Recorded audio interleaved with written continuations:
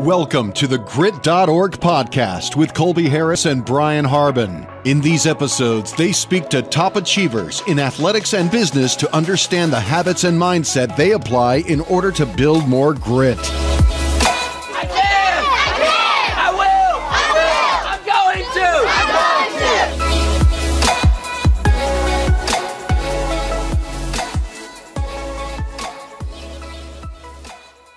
All right, welcome back to the Grit.org podcast. My name's Colby Harris. Alongside me is Brian Harbin, and we're here with today's guest, Josh Kennedy. Josh, thanks for coming on the show today. Thanks for having me. Appreciate Absolutely. it. So Josh is a local entrepreneur, father here in Jacksonville, and he founded First Coast Home Pros exterior and interior cleaning services. So we're super fascinated to have you here today, Josh. Talk about how you piece together your business, because there's a bunch of different legs you have, a bunch of different things you do. So we're excited to talk about your journey through sports to becoming a father and entrepreneur, and really a lot about the life you've built down here in Jacksonville. So take us back to the beginning. I know you're not from Jacksonville originally, so tell us about your upbringing, where you're from. Sure.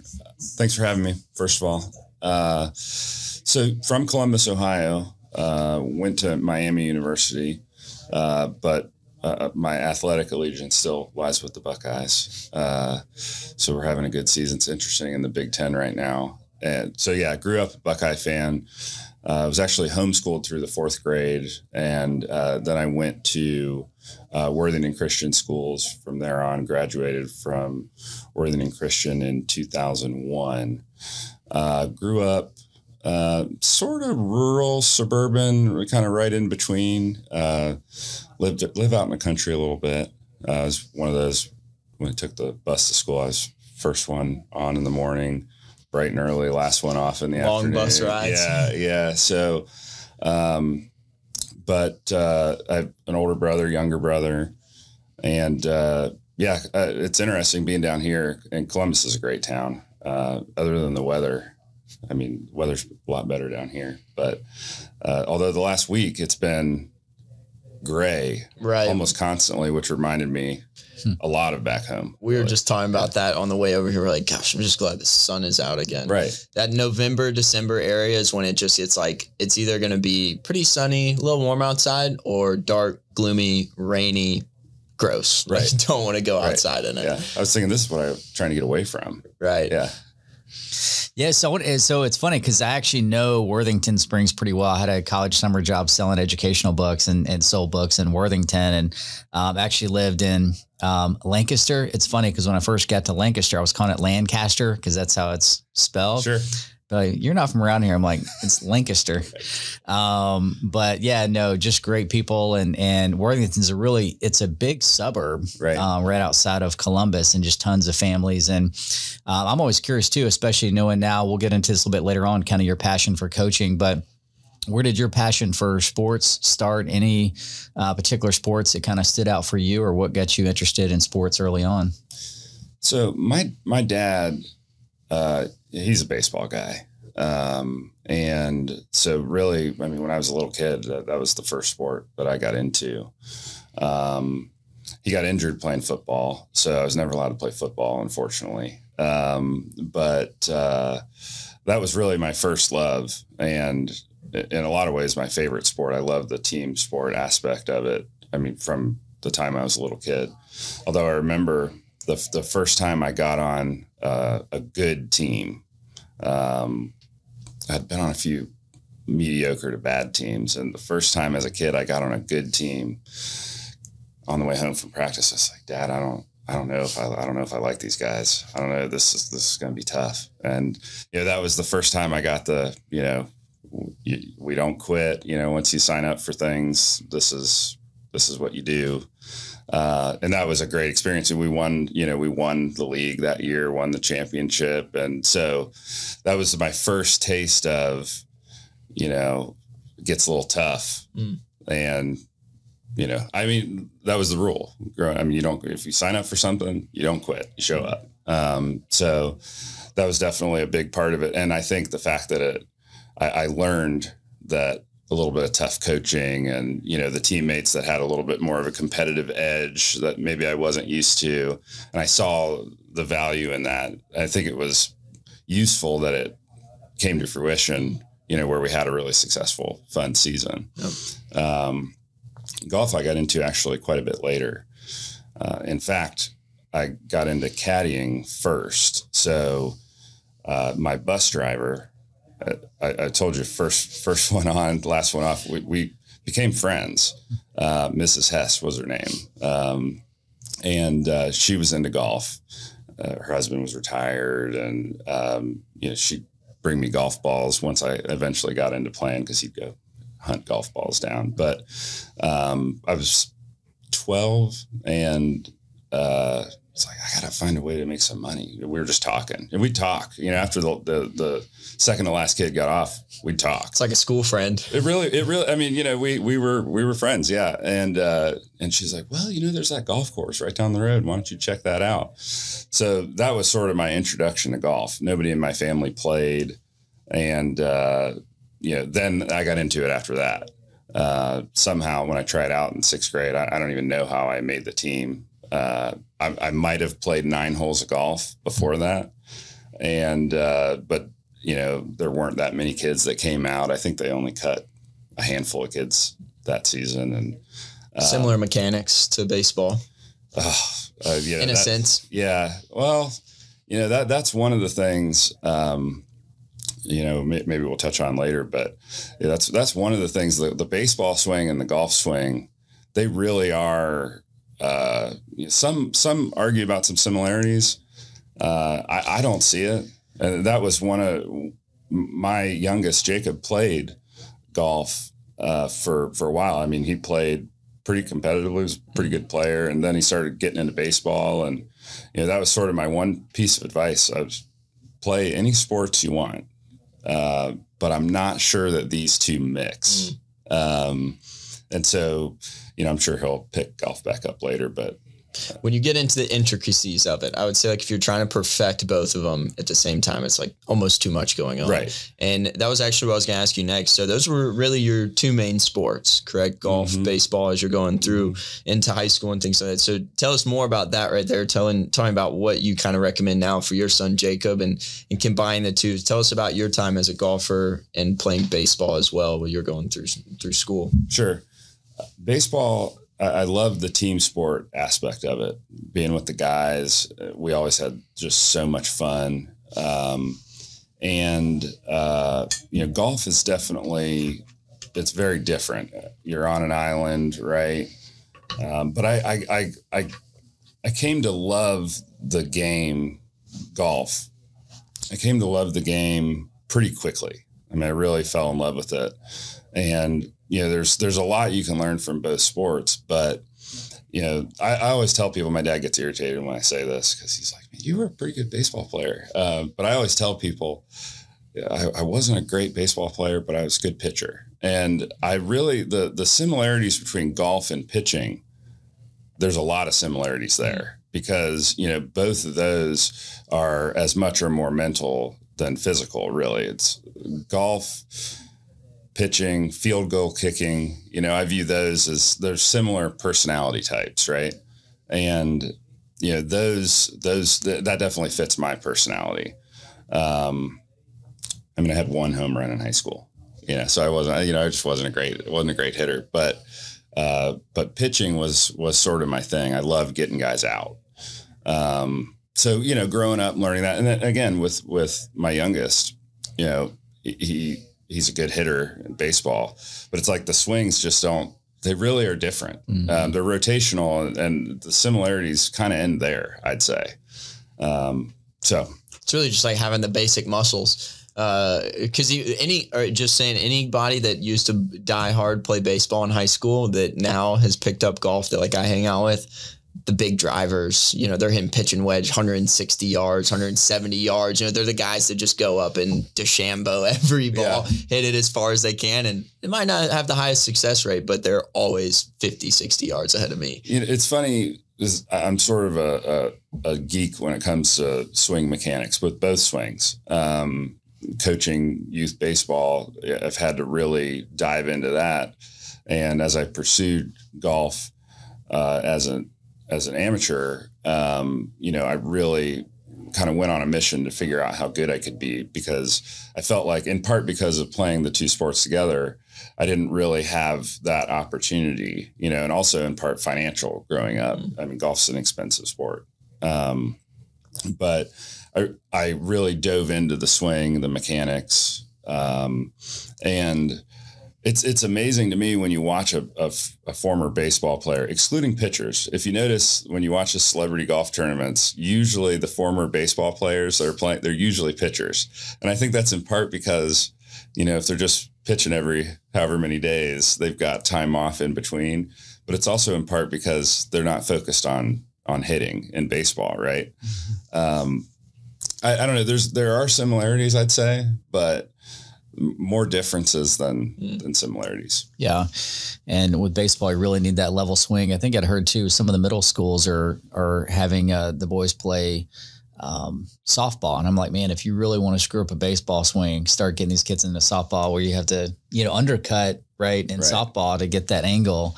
But baseball is different. But so tell us about kind of your pathway then from high school and that decision to go to Miami of Ohio. Sure. I wanted to go to the best school I could get into. And, you know, I had a plan to go to a school out east, and, you know, my sort of grand scheme was, well, I'll stay in state and save some money. I was beyond scholarships and stuff. I had to figure out college sort of on my own. And so I thought I'd save some money, go in state. And, you know, I didn't realize how important that the social framework as you get started, how important that is. And so, you know, once I got plugged in there and, you know, made a bunch of friends at Miami, it was time to stay.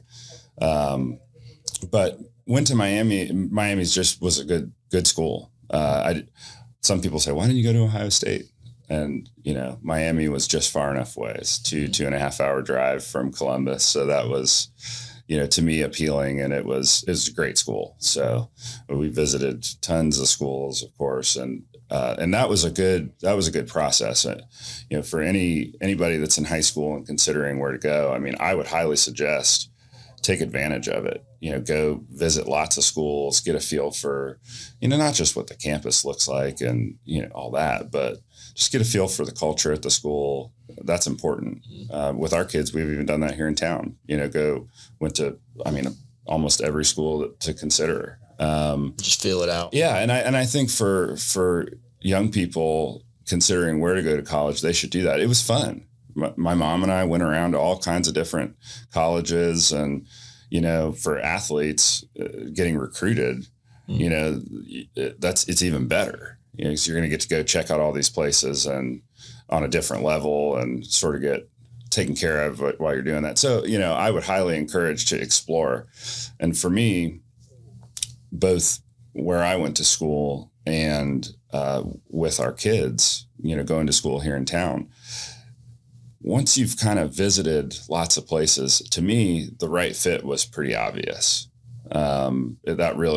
That really helped. So Miami was a great fit for me. It wasn't, I think the undergrad there, maybe it's like 15,000 or something like that. So it wasn't huge, but it also wasn't so small that, you know, you'd have class with all the same people. Yeah. So. Yeah. My sister's a senior in high school this year, and they just went to Georgia Southern, and it was like, honestly, it's more about like writing off your nose than figuring out if you're dead set on one or not. 'Cause it was like, as soon as she went and she came back, I was like, oh, what'd you think about it? She was like, no.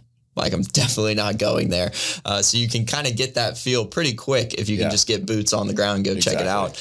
We were talking earlier about when your time as a caddy. I kind of want to revisit that because you said you didn't really know much about golf. I feel like maybe back then it was really just like caddies were less like the masters as much as they're like, hey, carry my bag and do all that stuff. But it is one of those industries, being someone, I was a cart boy for a while. You really get to meet a lot of cool people, have a lot of cool conversations, and, you know, golf's always compared to life. It seems like a lot of the golfers I know are kind of like philosophical guys, you know, deep, whatever. So tell us a little bit about your career as a caddy. And I know you also were a caddy a little bit when you were going to school as well, but just some key takeaways from that experience as really like your first job or career path experience. Yeah, sure. So when my bus driver suggested I go down there, this is a elite private. I mean, I think when I was there, I think they had around 80, 90 members, local members at the time. So I rode my bike down there. It's like 3 miles from the house. Rode my bike over there. Gates closed. Just went around the gate, and the head pro found my way to the pro shop, and the head pro looked at me because it's like a place like that.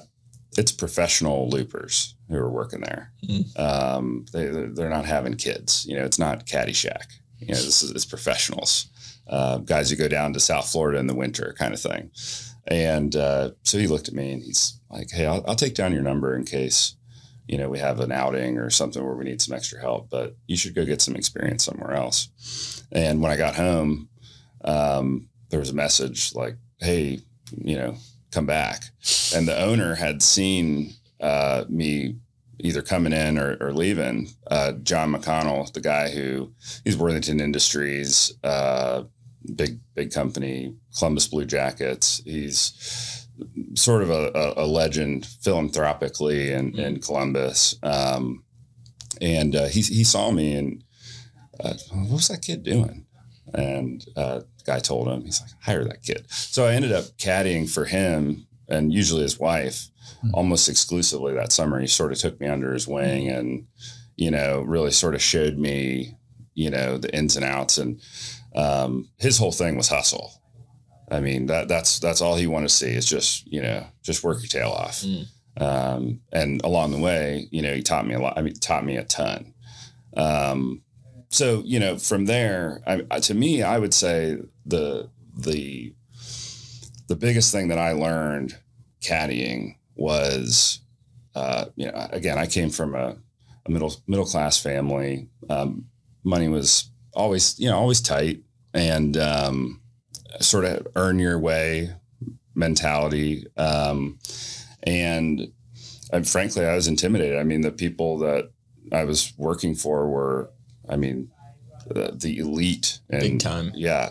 And, but I learned, we're all just guys. They're all out there we're looking to have a good time. And I learned, how to treat people with respect and how to take care of people. You mentioned like your perception of caddying and that's not how I experienced it. And I know what you mean, but that's not how I experienced it. I learned it as identifying, different personalities, how to make them have a great day. That was really my job, was to make sure that they had a great experience. Cause a lot of times it would be a member and a few guests and they're trying to entertain their guests and make sure they have a great time. And so that was my job, was to make sure that the guys that were out there to play had an unbelievable experience. Learning how to interact with people from different walks of life, coming from my background, was so valuable. My first loop for somebody other than Mr. Mac. I was like, it's nerve-wracking as a kid. But I learned so quickly that these guys are just cutting up just like anybody else. They're just out there to have fun and just help them have a good time and work hard for them. And they're going to take good care of you. And that to me was so valuable, and carried me through so many different things moving forward because, I'm not intimidated by, we all want the same things. Right. So to me, that was an unbelievable experience. The caddy thing has it's changed a lot. Even some of the clubs in town that do have caddies, they're run through, a management program that organizes it. It's like a third party caddy service. It's totally different than it used to be. And honestly, it's a bummer because I think it's a perfect job for a young kid to learn so many different skills, the people skills. People talk about the networking and stuff. That's probably true. That's probably true. But to me, that wasn't the real value.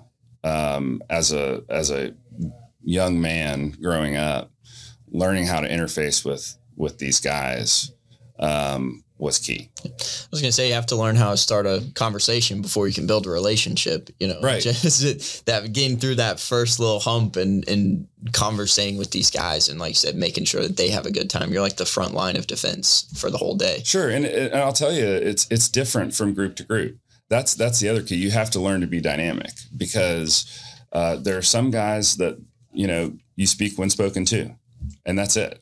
And there are other guys that they want you to entertain them. And if you're a one trick pony, you're gonna bother about half the guys that you're working for, right? You have to be dynamic. So the ability to perceive where people are and meet them where they are, it's a skill, frankly, that a lot of people don't have. So that's why I think it's such a useful thing. It really is. And just being able to read the room, right, and read people's body language and what they're giving you. And I love the fact too, that what opened that door was just ambition. You going around the gate and being noticed for your ambition, and him obviously rewarding and encouraging that. I mean, what a great foundation and great mentor for sure. Well, and I would circle back on that even further and say, the ambition, sure, but being willing to listen to an adult, my bus driver of all people, say like, give this a shot, whereas it seems like, some kids just, they're not interested in hearing and I think that's key is being willing to listen to experienced people. I had never even seen the place. Yeah. I didn't know it existed. So that was key. Yeah. And it's, and I know we'll get into this in a little bit when it comes to coaching, is like, that's such the unique piece and value of being a coach, is like you make these little small recommendations that you really don't know. I mean, look at the butterfly effect of her making that recommendation on the bus, giving you golf balls and the inspiration and everything that led to for you. So kind of, taking that to, Miami, kind of your experience with golf and caddying. When did you kind of figure out what you wanted to do? Did you know you wanted to be an entrepreneur or get into business, or tell us about kind of your journey of figuring out what the heck you wanted to do? That's a great question. I'm not sure I ever really knew what I wanted to do. But I was sort of always hustling. My mom, she'd pay me a penny for every weed I pulled. Very early on, I have to give her credit for a lot, because I had to learn to type. I was homeschooled, like I said. I had to learn to type, and so as the typing project was make a neighborhood newspaper. So I'd go door to door, and this is another like people skill thing, right? I went door to door down our street, and I'd ask everybody on the street, hey, what kind of news you got? What's going on in your family?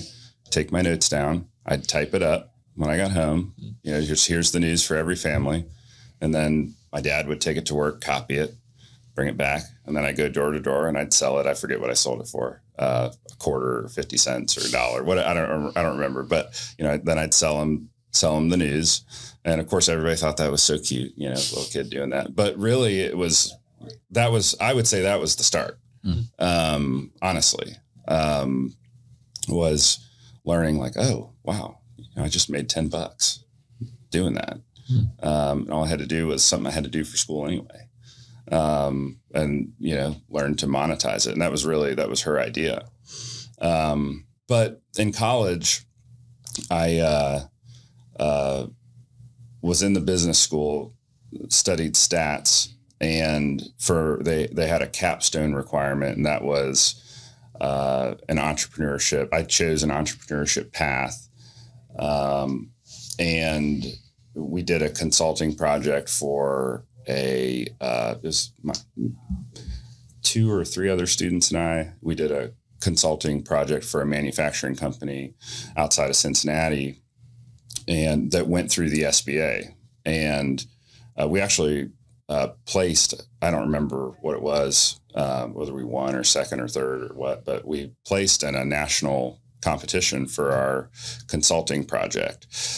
There again, that was a great opportunity to, get into a business, sort of identify what changes we would recommend, because they were looking for help. They had financial issues, and got to get plugged in and sort of, make recommendations and learn a little bit about how their business worked and what they were struggling with. One of the most interesting parts of that experience was that they didn't listen to anything that we said. And so I learned, it's like the studies that show the more you pay for a diet supplement or a regimen, the better it works. It's the same thing. It's like the more you pay for consulting, the more they listen. And when the consulting's free, because that's the deal, we get to do it, but they don't have to pay. So they're sort of hoping they're getting a faculty member's recommendation, really. Yeah. Right. But it didn't cost them anything. So they were free to blow it off. Right. Yeah, and that's what they did. Yeah. Even though like I said, we won a national award for it. They didn't listen to what we had to say. Is that company still around? That's a great question. I thought that's where the story was going. That's a great question. So I remember I looked them up probably about 5 years after, and their website hadn't changed, which that was one of our recommendations was, for your market and what you're doing, you need to upgrade. This hadn't changed. And then the last time I looked for them was probably about 10 years ago. I couldn't find them. Yeah. Maybe should have taken a few things into account. Right. Yeah. So topping off on that, something else I want to ask you about is I know you spent a decent amount of time also working for a cleaning company while being in college. So at that time, you still were starting to dabble into entrepreneurship while you were finishing school. Did you start getting the gears going maybe a little bit through that experience of working for a cleaning company that might make you think you wanted to run one of your own? But just tell us a little bit more about that experience. Yeah, definitely. I had caddied for so long and decided I was ready for a change. And I responded to a newspaper ad that was something along the lines of, love the great outdoors, looking for athletic-minded individual, something along those lines. I was like, oh, that's interesting. So I went to interview for the job, which I had no idea what it was. And it was sort of an odd interview. Like they had me do like a puzzle, and the whole point of the puzzle was, are you willing to ask for help? Turns out, and I didn't realize this at the time, my older brother's quite a bit older. It was one of my older brother's best childhood friends. It was his company, 2 brothers actually. And so I took the job as a window cleaner, learned how to clean windows. My first day was cleaning one of the owner's house's windows the entire day, over and over and over and over and over again. And it's like your wax on, wax off moment, right? That was it. Like, Yeah. Let's see how good this guy is. Yeah, that was it. And it was a great summer job, great company. I really learned like the skills to do the actual work, and became a team leader later on, which, as a younger guy, college age kid, I mean, my first day out on my own, I was working with 2 middle-aged guys that were, the guys on my team. So that was sort of another challenge. But those guys, they really gave me a chance. After college, I decided to go ahead and work with them, which I did for about 2 years after college. And they gave me the opportunity to do a lot of different things in their business. I helped with recruiting, helped with some IT type stuff, database stuff. And I was able to get my hands into a lot of different aspects of the company. Fast forward later, they started opening locations in other cities. And, one summer I went and worked at one of their upstart locations. So then I got to see what it looks like when it's real small. Startup phase. Yeah. Where, okay, we don't have any work to do. Here's a list of all our, customers from last year. Start calling them, see if they need us. So they really, I have a lot of people to thank. And those guys are one of them, because, they not only, gave me a chance and, all that kind of stuff, but they really gave me a chance to do more and see different parts of their business, learn different aspects of it.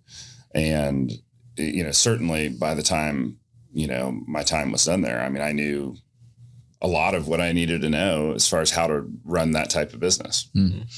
Yeah. So how many years with them? And then when did you kind of make that decision to, or how did you make that decision to move on? And did you already have a plan of what you wanted to do? No.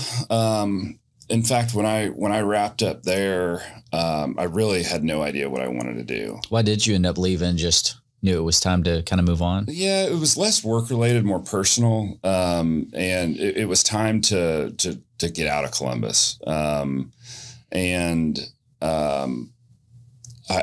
really didn't know what I wanted to do. I just knew I needed a hiatus, the gap year, really, as they call it. And that's sort of what I did.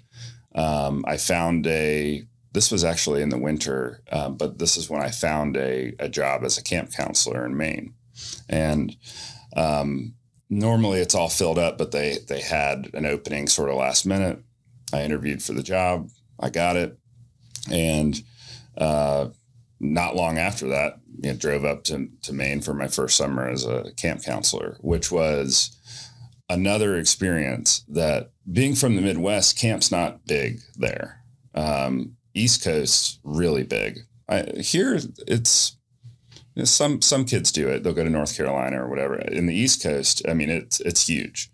And that was an incredible experience. And I think that was sort of the genesis for my interest in coaching now, which is, it's probably one of my favorite things that I do is coaching these kids. And that really started it. The director of that camp, I've been fortunate to have a lot of great mentors, and he was one. I had this kid that summer. I had this kid who he was a challenge. And when I saw the director, hey, I got this going on. What do we do with this kid? And the three of us get together. And when I saw the way he was able to reach him, it was magical. I mean, it really was. And not only did I have a great time, I mean, the camp culture is it's just a blast. Not only did I have a great time, it was very fulfilling. So I thought, well, I should keep this going. So I found a job working that fall with this organization in the Southwest that did work on public lands with at-risk youth. So I did a crew lead job for them. And they asked me to come back to the camp the following season to run the boys' campus, be the boys' campus head. So I did that, and yet again had, a great experience. So it was sort of a untraditional path. And as I mentioned, before we started this, I was planning to take the following year, January 1st, I was planning to take the assistant director role. And, I had just said, hey, there's not going to be any money in this lifestyle, but I love it. So I was planning to take it on and live in Maine year round and see what that was all about. And came down here to visit my parents who had moved here, and met my wife, and who's now my wife, and just decided I couldn't leave. So I had to call and say about that job, and I could just hear the air go out of him. Yeah. And I hated doing that to him because he was a great mentor to me, and but he understood. And so you said your parents had just moved to Jacksonville, I guess, right? Yeah. And that's Yeah. So let me ask you, I wanted to ask you a follow-up question on that. So in your time, how many years would you say you worked in the camp culture? 2 years. 2 years. Okay. So looking back on that experience, what were some things that you learned? And I'm guessing these are like middle school, high school age kids that you're working with. Yeah, it was, I want to say the youngest is 8, and then it goes up to 16. Okay. And then they become like junior counselors from that point. Okay. So what were some of the key things that you learned about, connecting with the younger generation and kind of getting through? You mentioned, you saw him being able to connect with that student on that level. Right. What were some of the things that you learned from that in terms of working with kids and young people? So much. immediately what comes to mind is, the things that we thought the kids loved the most weren't necessarily the things that they actually loved the most. The kids would report things like, their favorite day of the year was the day that it rained all day and we were locked in our cabin. We played crazy games and we go outside and do puddle jumping and, things like that. It's important to understand that as a leader, you set the narrative. So if you are down in the dumps because it's raining all day, the kids are going to be down in the dumps too. They're going to have a bad day. Or you can say, all right, we got rain. All the activities are canceled. We can do whatever we want and, and make it a blast. And the kids would report that. I remember during our training, they had a consultant come in and he gave a line that I'll never forget, that as camp counselors, you have the opportunity to reach kids in a way that their parents can't. For example, a parent might be frustrated and say, oh, you're so stubborn. But as a camp counselor, you can say, gosh, I love how persistent you are. And I thought that ability, and it's similar as a coach. Mm-hmm. They understand you're in a position of authority, sort of, but you're not their parent. And so you have a different opportunity. As I got to the boys' campus head, we had a problem with a counselor who was he was a problem. And so that was the first time I learned how to fire somebody as well. And that was, I mean, honestly, it was a good experience because, he showed me how to do it, how to be professional about it, and learned so much, really. And as a follow-up to Brian's question, you've mentioned you've had a lot of mentors. All of the businesses you've really worked in were like service-based businesses, all about the people. And I've noticed from your website and from your LinkedIn, things like that, that's one thing you really pride yourself on with your company. It's very customer-centric. We want to serve the people. That's what we're about.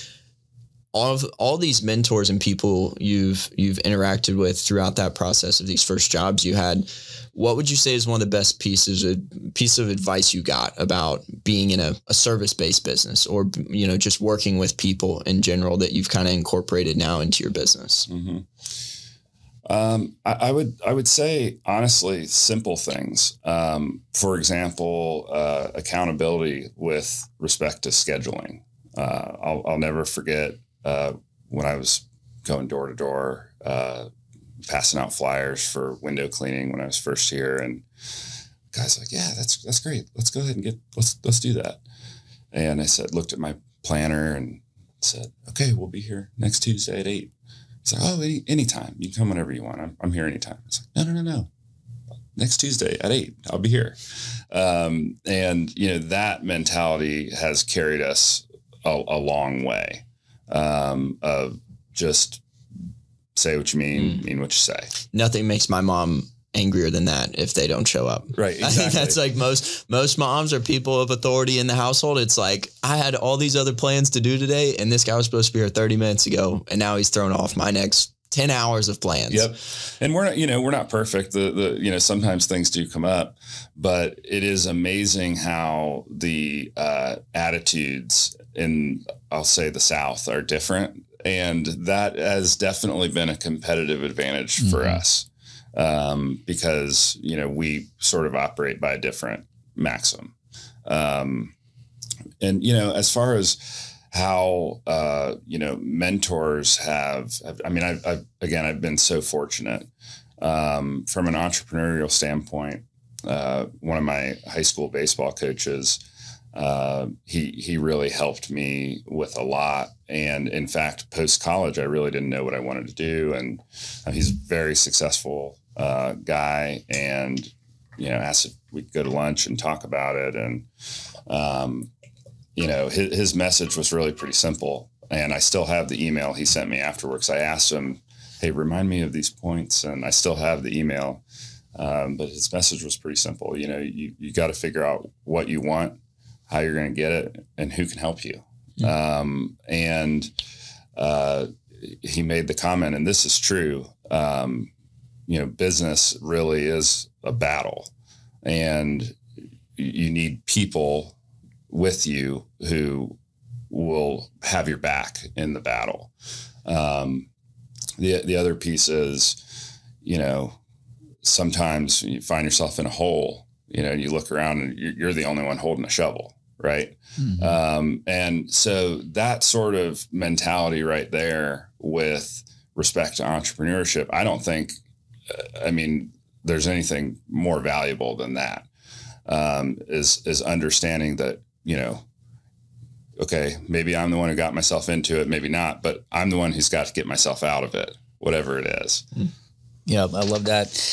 So you came down to Jacksonville to see your parents. The plan was to be, a camp counselor, but then obviously, Rachel, your future wife, kept you here. So, at this point, you're down here, you don't know anybody, you've got some experience and a couple different things. So how did you, figure out that's what you wanted to do and kind of paint that picture for those, first few months getting started? Well, I was a stats major, which with a bachelor's degree is pretty useless. So, you need at least a master's if you want to be an actuary or something boring like that. Or a PhD really. So my resume was like camp counselor, window cleaner, caddy, and it was 2008, 2009. I'd had it in with a commercial real estate company in Ohio, hiring freeze. We've kind of been in a weird spot economically for so many years now at post-COVID that people kind of forget what that time was like. It was rough. 2008 for sure. There were, especially for somebody with my resume, which basically said, I'll hustle. There wasn't much out there. So I really leaned on, okay, well, what do I know how to do? Okay, I'm going to do that. It really was by necessity. Mm-hmm. I'd love to say I had a grand plan, a business plan, all that kind of stuff. That wasn't it. It was, this is what I know how to do, and I'm going to see if this will work. And I basically walked, and I didn't know Jacksonville. So I walked Riverside, San Marco, Ortega, just basically the urban core. I flyered all those houses for 2 weeks. And we've been busy since. That's really what happened. And one thing I want to ask you about, or sorry, were you about to say something? No, go ahead. I was just going to ask, starting out, the first business I ever started was a pressure washing business, my senior year of high school, just because I was a kayaking tour guide. Sure. And we did a lot of service-based businesses as well. And what I just thought was so cool is I spent $1,000 on t-shirts, cards, flyers, gear. And we made it back in the first 48 hours that we were out doing jobs. Yeah. And I was so stoked. And, that's what's booming businesses for younger people, the cleaning opportunity, because it's kind of low entry cost. But I just want to ask you, were you bootstrapping the whole thing, from the get go, buying the gear and then, what you needed to clean, all this stuff? Were you just kind of all right, well, I'm here. Not only did I just move here and I'm kind of figuring out where I'm living, I've now got this girlfriend and now I'm going to launch my business too. Just kind of tell us about that, just the realities of starting a business and kind of what that was like getting off the ground. Yeah, it was tough. It was really tough. The camp counselor seasonal job position that I was on for 2 years was not very lucrative. I think my adjusted gross income was about $13,000 a year for those 2 years. And unfortunately, I made the mistake really through college and then, a little bit post college. I'd say had an entitlement mindset where, I thought, hey, I'm going to a good school, I'm getting good grades. This money's going to come back. This money's going to come, it's funny when you're a kid, you think, if I could just make $100,000 a year, everything would be great. Right. That's seemed like that was everybody's number back in the day. It still is. I think. It still is. Yeah. So, I racked up a lot of credit card debt, and that was sort of the other impetus behind, like, I can't fail, because, the juice is running, and to keep up. And, that was a huge mistake that I made as a young adult. Was, my first credit card was, I got a free sub at a sub place. My second credit card was, I got a free pizza. Those two meals, what they cost me. Yeah. I mean, just most expensive sandwich ever. Extraordinary. Yeah. Extraordinary. So, I'll never forget the first mailer I sent out. It was probably about $500, and it was pretty much all the money I had. And I sent that mailer out, and it was like, man, I hope this comes back. But you get a few calls, you do a few jobs, and it worked. The first time I put an ad in, like a print publication, I was working out of the house at the time, and the sales rep, we must have been sitting at my kitchen table for 2 hours while I was sweating out whether to sign this advertisement agreement or not. And we still advertise with it. This is 15 years later. We still advertise with that, with that publication, and have every month since. But at the time, it's extremely nerve wracking. And, circling back to golf, specifically pitching, things like that, you have to learn how to stay calm, make decisions for rational reasons. Of course you want to look at what the challenges or obstacles are, but you gotta press forward. Nobody's there. In golf, it's different than team sports, right? It's same with, it's different even than pitching, because you have a bad outing, you'll get pulled, somebody else will come in, right? In golf, there's no out, there's no relief valve. You got to finish. You're playing a tournament. You got 5 or 6 guys on the team, depending on the tournament you're playing. 4 scores count. Like, your guys need you. You can't melt down, right? And this was, really starting a business the way I did it was exactly that. I was on my own, and nobody was going to come save me. I say that, but when I decided to buy my first actual work vehicle, I did borrow $10,000 from my uncle, which I paid back. Before I paid back my credit card debt. Really, because, I think that stuff like that's important. Yeah. But, he helped me buy a used van, and he helped me buy a software package. And that was key right there. But that's really, for better or worse. And, I talk to a lot of people that run, businesses far more complex than I, about financing and all that kind of stuff. And it's not something that we've ever really done. I think in part informed by my very bad experience with revolving debt. I've really tried to stay away from that, other than a $10,000 loan that I got, maybe 3 months in. Yeah. Well, and one of the challenges too, it's like, especially with a young business, you got to spend money to make money, and that constant decision of like, okay, well, is this equipment good enough to get me through 3 months, or should I invest, or, should I hire somebody, or should I outsource this particular thing so I can focus on bringing more business? Yep. There's this constant, you're always kind of going through that mentality. So tell us, early on, or even, into the years of the business, was there a particular time where, you hit a wall, and then how you overcame that, or any time that you hit a really tough decision and how you overcame that? Oh, wow. We've been fortunate, really, along the way. I would say that the toughest part of the last 15 years from a business and likely personal perspective, was the onset of COVID, and dealing with a employee centric business where people were no one knew what was going on.